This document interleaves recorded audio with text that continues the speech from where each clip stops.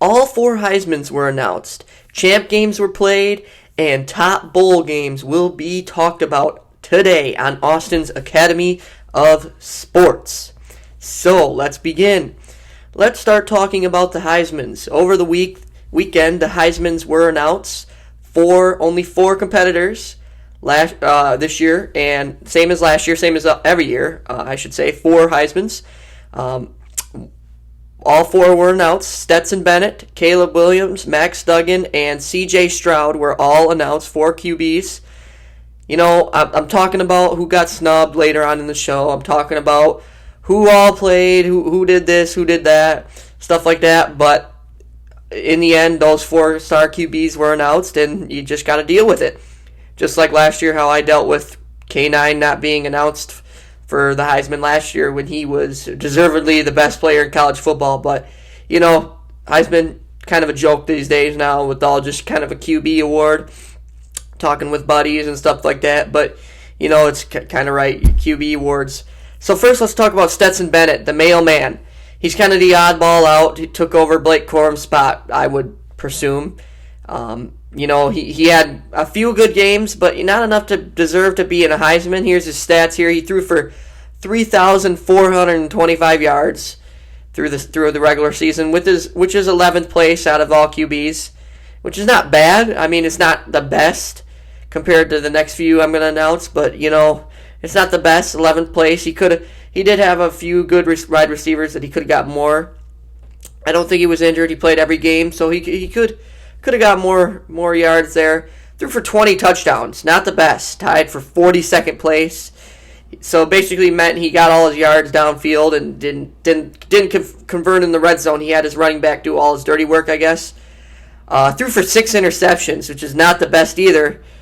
And his best game, which is why he got into the Heisman race, was his last game against LSU in the SEC championship game, and that's what proved he would be a Heisman. But, you know, I still think that he's not the best. He is the best for a walk-on. He is a walk-on. They call him the mailman. He's been in the college football for about 6 or so years. He's like 27, 29 years old, something like that. He's as old as Lamar Jackson, who's in the NFL, and he won the Heisman a few years back. It's kind of weird. I mean, he's been walk-on, but like I said, 3,425. That's not the best number compared to Caleb Williams, who threw for 4,075 yards. That's almost, that's more than 500 yards more. So if Stetson played, I don't know, 2 more games, he could have got tied with him. But that's the thing, 2 more games to get tied with Caleb Williams. I mean, if Caleb played 2 more games, he would have got even more yards. I mean, it's just 4,075, that's not even first place. That's 4th place. So there's better QBs than yard percentage than Caleb Williams right now. And it's just unbelievable what these talented QBs can do with their arms and training in the offseason. And all depends on what kind of weapons you have and what kind of offensive line you have. I mean, but Caleb Williams, he is my Heisman. He's been my Heisman for the past few weeks, ever since he had that game against Utah in the L. They took the L against Utah, but he still had a great game. Their only 2 losses this year were crucial against Utah. One against the Pac-12 champions, and one in the regular season back in, I don't know, early November, I guess. But, you know, it happens. Losses happen. But it's how you play against the best teams in your league, and they didn't do too well against. Caleb did fantastic in both games. He's a great quarterback. I think he's an NFL level quarterback in a few years. But their defense, they don't know how to tackle. And first year coach Lincoln Riley. So, anyways, 4,075 yards, 4th place. He threw for 37 touchdowns, and that's tied for first. So basically, the opposite of Stetson Bennett. Once you're in the red zone, he converted, and he only threw for 4 interceptions. He had 1 or 2 in the Pac-12 championship, and you know it is what it is. But I think he's the Heisman, and just because he's very consistent throughout the season. He threw like I don't know, 3 touchdowns a game throughout the consistent regular season.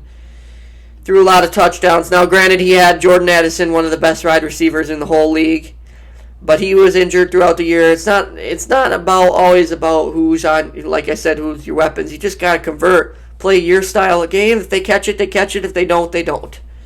I guess that's how my philosophy is there. Now, my 4th place voter is Max Duggan.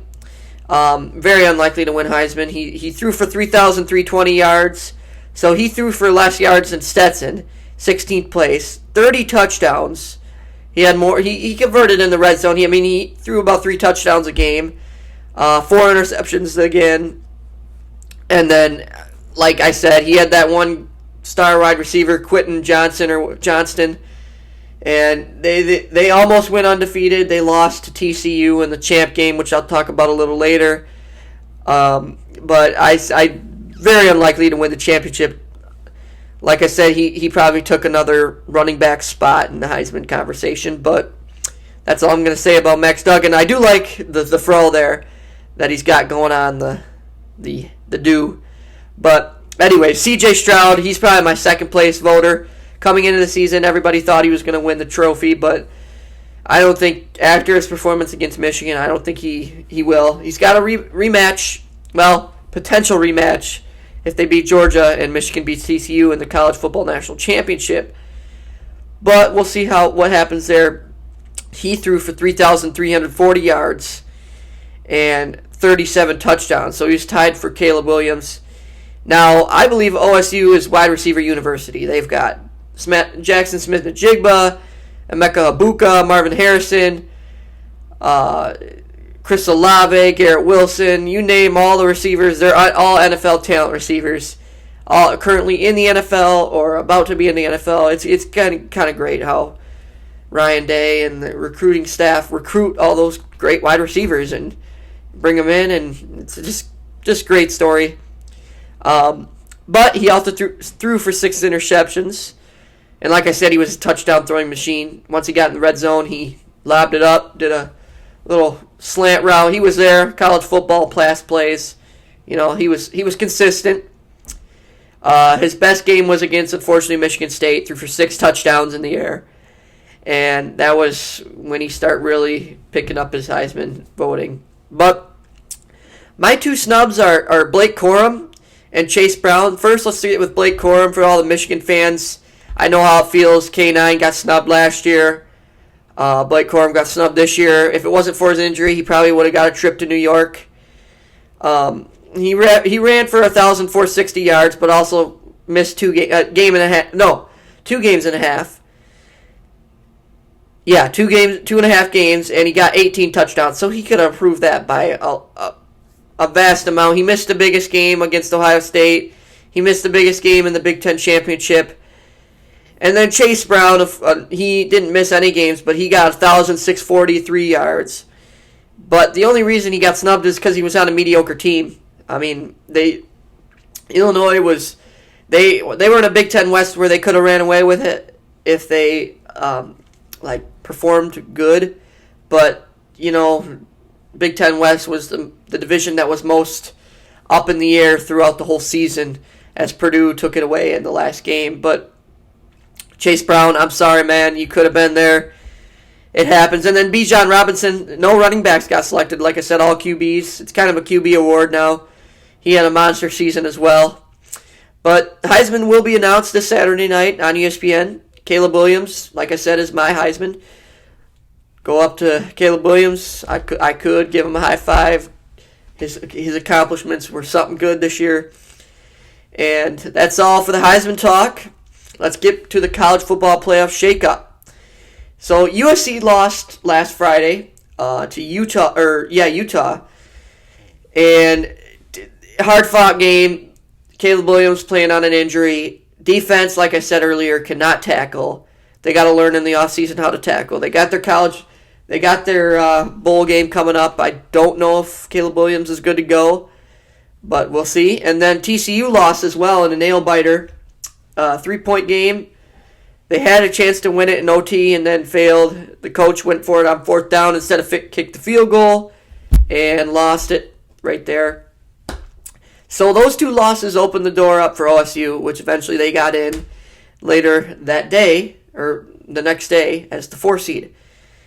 Georgia won big. Stetson Bennett, that's kind of where he proved to be in the Heisman. And, great game down in Mercedes-Benz Stadium. 50 points. LSU tried with 30 points. They had a great game as well.